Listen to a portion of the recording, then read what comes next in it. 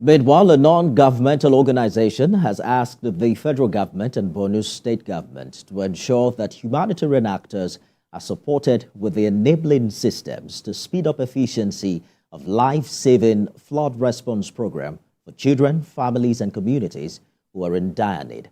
TVC News' Kemi Balogun has more.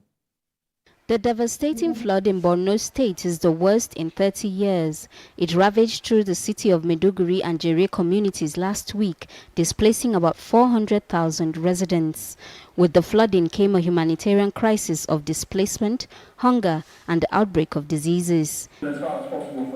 Save the Children International reveals the flood has left children and families without shelter, healthcare, school, clean water and access to food. We've been able to shift gears very quickly and divert our staff, divert our resources that were already supporting vulnerable children in those two LGAs to focus now more specifically on the flood-affected populations and the life-saving needs amongst those people. However, we know that across the state there are very large numbers of children and families who have been impacted, some of whom are still perhaps trapped in floodwaters. A lot of work is being done by the Nigerian military and others to bring in boats, to bring in heavy equipment that can rescue people from their homes, and I think those efforts are still going on. So far, over 300,000 people have been registered across 26 relocation sites, with up to 30 sites already set up.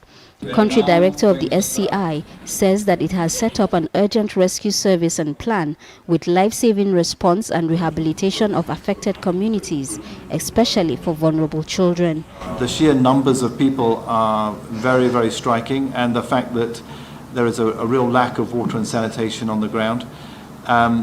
This, I think, struck everyone that visited, and again, our thoughts and our focus as Save the Children is particularly on children themselves, and the impact of living in these camps even for a few days is very worrying for their protection, for their exposure potentially to diseases, their exposure to malaria and other threats to their well-being. An immediate need for food and clean water for displaced persons is crucial as the flood is happening at the lean season, which is at the height of a food and nutrition crisis.